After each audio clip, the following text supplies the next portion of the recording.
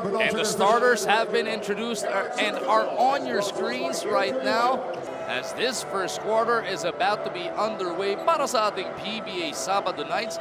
First quarter nahatid sa atin ng Motoline. For express atid service, call 370-6686 and the white shirts of the Star Hotshots get first crack at the basket. Magandang development dito sa PBA, no? Yung pagpasok ng mga Asian imports. It's not just a matter of seeing a different style of game na pinapakita nila, but it's also a way for us to gauge yung level of competition na makikita natin, no? In the PBA Asia competition. Not only that, yung business perspective ng PBA. Ngayon, mas marami nang nakatutok sa PBA international, at least at the regional level, because these guys, these Asian imports, have their own fan following. Si Jet Chang, for instance. Ito si Madan, who's a guy who's a Syrian player, but he lives in the Netherlands. So this guy has a big fan following, and it opens up opportunities for more fans to check out the PBA, especially his live streaming. Jonas Villanueva scored the first 2 points of the game. Binawi naman kagad yan ni Peter Jun Simon dun sa kabilang dulo. Hindi niya hinahanap ng mga Star Hotshots faithful, ano? Isang 100% healthy na PJ Simon. Taulava over to Madanley. He lines up a 3. Diubra Blakely with his first board of the game. Fourth tour of duty nga, katulad na banggit ni Danin kanina para kay Marcus Blakely, and he goes coast to coast. Sa pagkakataon na yun, lamang na ng dalawa ang Star Hotshots. Makita natin dito ang matchups defensively. Marcus Blakely on Taulava. Now there's a switch. Alexander. Sinusubok, sinusukat ang depensa ni Pingris. Sorry sirs, napakatibay po niyan. Pingris sa kabilang dulo. Dalawa naman ang sumagupa. James for 3. Back irons that one. Wide open shot for James Yap. However, pat nakikita natin, no? Yung sinabi natin kanina about the matchups, Blakely on Taulava. What about Mark Pingris? As you mentioned earlier, he's taking on the import Alexander. Medyo mas kapantay sila, no, in terms of height. At kung nung unang game na itong NLEX ay nag-off the bench pa, ito si Alexander dito, ini-start na kagad siya ni Coach Boyd Fernandez. As he is tagged with his first personal foul. 2 free throws for Marcus Blakely. On full strength ito sa NLEX because they want Alexander there to play the power position. And then you've got Asi Taulava. Then you've got Madanley, who's playing the 2 spot. Ramos is playing 3. Villanueva is the point guard. This is the complete lineup that NLEX has on the floor. This PBA Governors Cup is brought to you by PLDT Home Devolution. Turns your ordinary TV into an internet TV. Only 199 pesos per month. Call 171 or visit pldthome.com to subscribe. Ang bola nanatili doon sa panig ng mga nakaputi. Pingris gustong atakihin si Asi. Pero away from play, there was a foul. Si Aldrich Ramos ang napituhan. Well, JDV, now playing the 3 position, provides matchup problems against most teams. But ang katapat niya dito, someone who's just as tall, si Aldrich Ramos. Si Ping is playing the 4 position. Then you've got PJ Simon and James Yap playing the guard spots. PJ gets his own miss. NLEX mula no second conference all the way to their opening game. They've been notorious for slow starts dito as JDV misses on that one. They've been having to play catch-up ball a lot in the last 2 conferences. Natin kung makorek na nila yan dito sa kanilang ikalawang outing sa ating Governor's Cup. Taulava hesitates. He had a wide open look. Pintis tuloy when he took it. Blakely with yet another rebound. A little bit of the handicap dito, no, for Pure Foods is that wala silang natural center on the floor. Blakely is playing the center's position, but you know that he's not a natural center. The guy who can play the 3 spot more effectively than either the 4 or the 5. Gotten ugly in the old early goings of this opening quarter. Palitan ng mintis.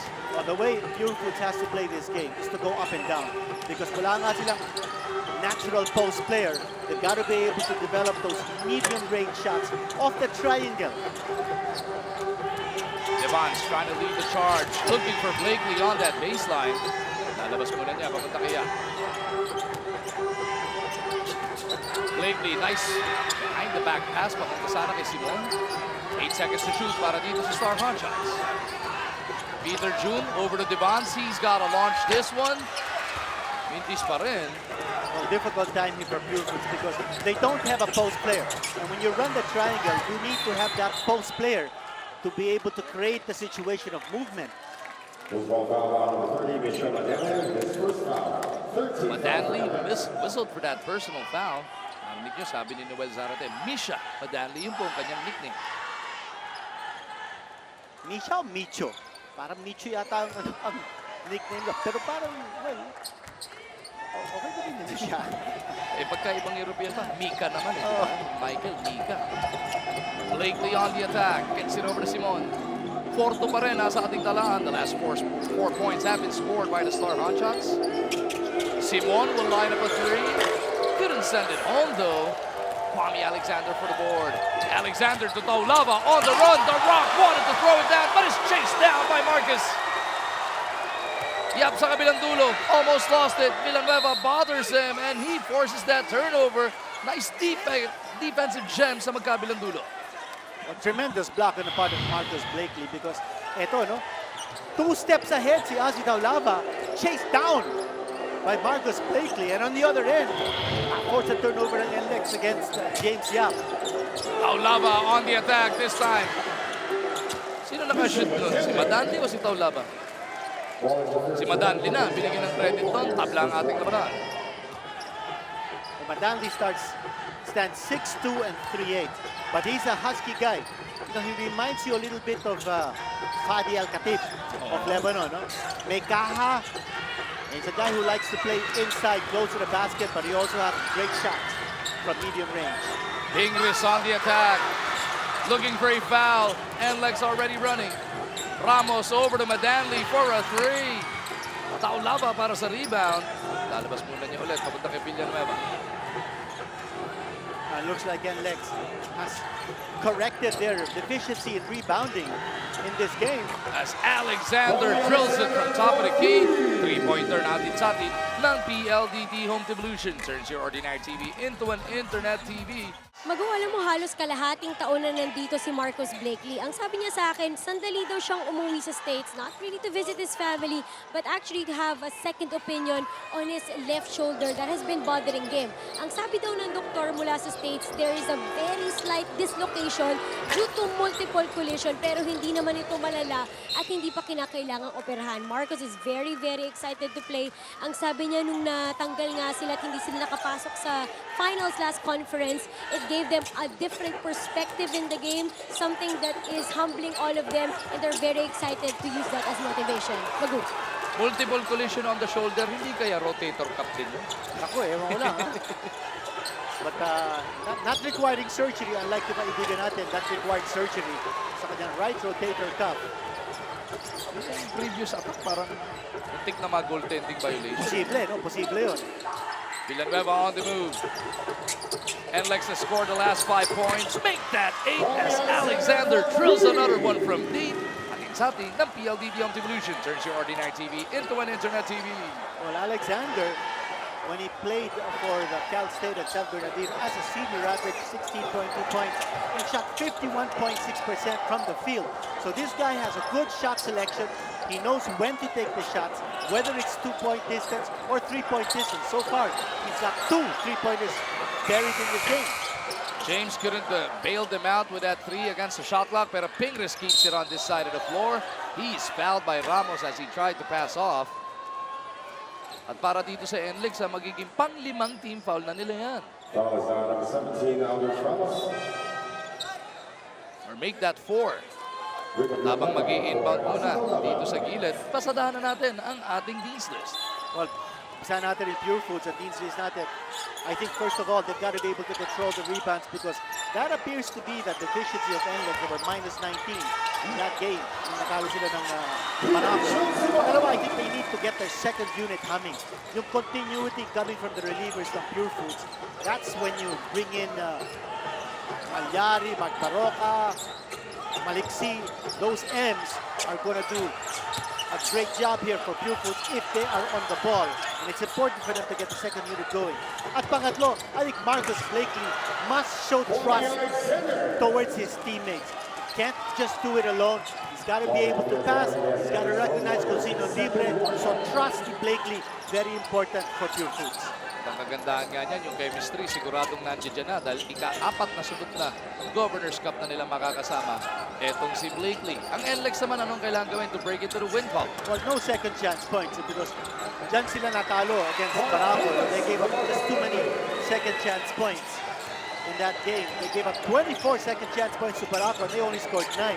So that's something they need to focus on. No second chance points for Pure Foods. I think they need to limit their turnovers. At pangatlo, they have to play a fast pace. They have to outrun Pure Foods. At kung sinasabi yan, that game against Barako, they shot 22 fast break points and Barako shot only 7.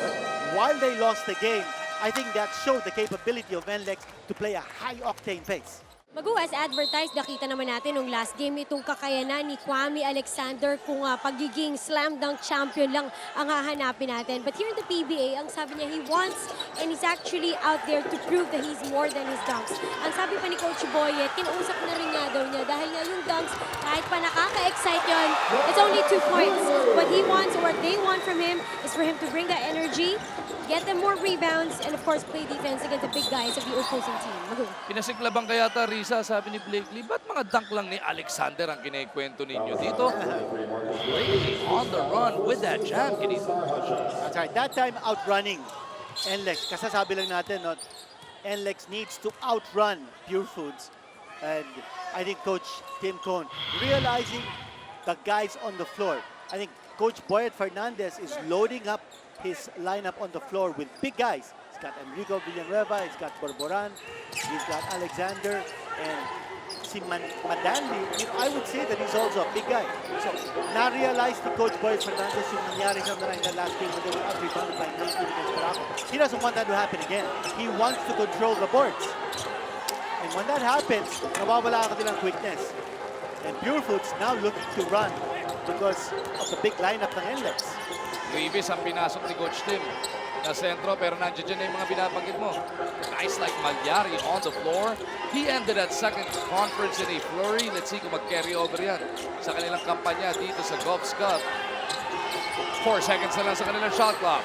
Blakely's gotta go. Enrico all over him. Walang problema para kay Mr. Everything. That's a tough shot. Jump hook galing kay Blakely. Enrico all over it. But walang double team. And si Blakely, he recognizes that. So walang double team, he's gonna take it strong 1-on-1 against kung sino man ang dumedepensa sa kanya. Here's Malyari on the foul. Foul is on number 11, Alex Malyari. His first foul, second team foul for the Star Hotshots. At unti-unti, no, si Coach Tim Cole, pinapasok na niyan yung kanyang mga second unit speedsters. Malyari's in the ball game now. Mark Paroca is now in the ball game too. Sa kabila naman, ipatatapat ni Coach Boyet etong sina Pamboy Raimundo. Pasok na siya, kasama ito si Borboran, Madanli, Enrico Villanueva. Blakely gets that rebound. 13-12 ha, pwede na lumamang ang Star Hotshots sa atake na ito. Malyari from the free throw line. Being scared at Jay. So that play exemplified how important it is for Pure Foods to have a post player. You have Rafi Ribis establishing his position at the low post, then generating the triangle movement, and then finding Malyari for the open mid-range jumper because of the spacing. That kind of triangle movement is what Coach Tim Cone requires, and that's why Rafi Ribis is in the ball game. Higpit na pasa mula kay Villanueva. Borborando bottled up by the defense. Enrico puts it up. Couldn't bail him out. Action continues. Blakely attacking etong si Apinan. JDV had some space but elected to try and get it closer. And na yung triangle, ano? There it is again. Baroka to Rivas is fouled. Again, the creation of different opportunities para sa Pure Foods. Nandun yung triangle, nandun yung post position ni Rafi Rivas. He gave up the ball, but he was able to cut close to the basket. So with a return pass, he was fouled. Hindi nga lang act of shooting yun. Baroka on the attack. Hule from behind the Pamboy. Devans has 3 to shoot. Blakely's got a goal, takes the contact, and will shoot the line for 2 shots. Better ball movement ngayon na Pure Foods, no? So malaking adjustment ang ginawa dito ni Coach Tim Con. From the early part of the ball game, where their offense was in disarray, ngayon, mas maganda ang kanilang movement. Marcus Blakely already with 6 points. Couldn't take care of the first. As we take a look at this astig move brought to us by Jack and Jill Iceman Candy. Ilabas ang tapa. 63 seconds na lang natitira sa ating opening quarter. Blakely splits to make it a 2-point lead para sa Star Hotshots. Andiyan na yung mga M-boys ng Pure Foods. Alexi, Mark, Baroka, and Malyari played together. Another M on the floor, Marcus Blakely. Mac Macardona naman gives that possession right back. Oh, You M know, din yan. M na naman. At ito ba M pumasok? Mick Pinisi. Yeah, ang daming M. Pati si Magu Marchman. Kala ko magiging Star Hotshots na sila. Baroka looking for that pick from Rivas. Maliksi held down by Macardona. Penalty na itong NLEX, so that means 2 shots para dito kay Alain. That's his first foul. 2 free throws for Alain Maliksi. How about Alain Maliksi? He's shown flashes of brilliance, flashes of what he can do, but he has not done it on a consistent basis. What will it take para maging household name na siya ng tuluyan, just like a James Yap, just like a PJ Simon? Well, I think everybody realizes Pure Foods that the players have their individual roles. And for Maliksi, I think he's a role player, someone who can get the job done off the bench. Never be a star because nandiyan nga sina James Yap, nandiyan sina PJ Simon. But I think this guy's a new generation star ng Pure Foods. Perhaps pag, when James Yap and PJ Simon go off into the bright horizon after their playing career, then doon naman sisikat si Maliksi. Cardona lines it up. No, Pinisi boards it. Malyari will push it. Pero ang bilis din ang depensa ng NLEX. Pwede mag-shot, last shot dito ang Star Hotshots. Malyari wasting away the time. 4 to shoot. Malyari down the gut of the defense. Kicks it over. Maliksi couldn't send it home. So at the end of the first 12 minutes of action, makakapagbaon po ang Star Hotshots ng 4 na puntos na kalamangan kontra dito sa NLEX Road Warriors. Mommy Alexander got things going early on para dito sa NLEX. Pero Marcus Blakely showing what he is made of, bringing the entire arsenal dito. Ganda ng bakbakan nila so far ni Alexander. So it's 17-13. The Star Hotshots will take a 4-point lead.